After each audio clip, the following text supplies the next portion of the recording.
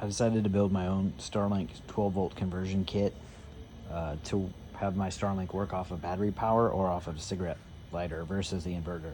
I found that this thing runs at about 30 to 40 watts while running off of battery with the 12-volt conversion versus the 50 to 60 that I was seeing off of an inverter, which if you're working off of battery power can be quite a good savings. I did a lot of research online and found a lot of things that I liked and I thought were good ideas.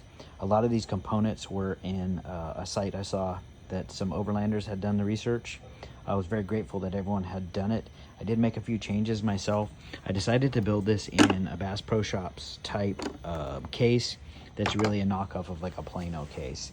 One of the things you see when you look at the kits online or the instructions is it calls for swapped wiring, where essentially you have to cut and change the order of the network cable that goes in the Starlink cable to power the satellite using this PoE injector or power over Ethernet.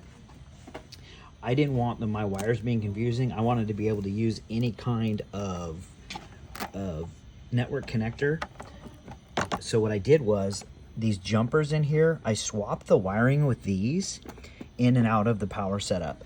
So my input here is in the normal configuration and my output to my router is a normal configuration.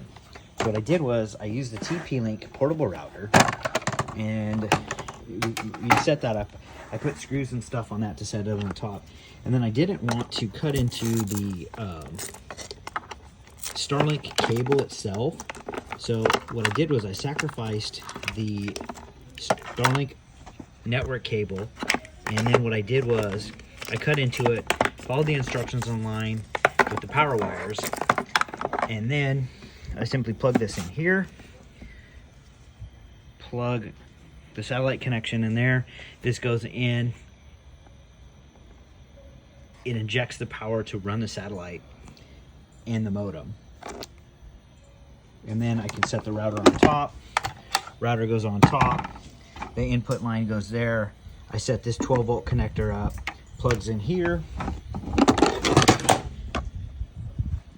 And then I have fuses for the various components here. So this is the 12 to 48 volt step-up transformer that's needed that injects the power up into your satellite dish.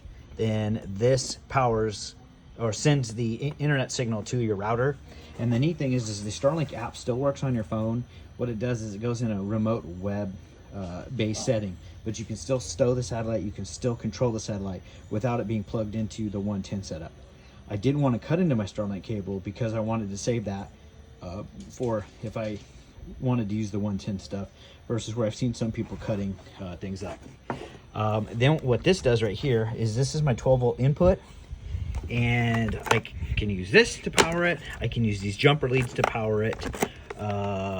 Or if I'm daisy chaining and running multiple appliances off of like a battery pack, then I can also use this setup. And then I did put a 12-volt USB and USB-C type connection here, just in case you needed to charge a phone or something small while you have this setup. So I think it's a pretty durable setup. I left myself little notes in it in case I forget that I swapped the wiring on the network connectors and that this plug is reverse wired so that I can plug this in the right way, because I'm not a big fan of having hot electrical prongs coming out. So I always like my hot side to be shielded. So that requires this being swapped. So the red goes into the black and vice versa here, but that's why it's marked that way. And then fuses. So I'm about $200 into this from Amazon.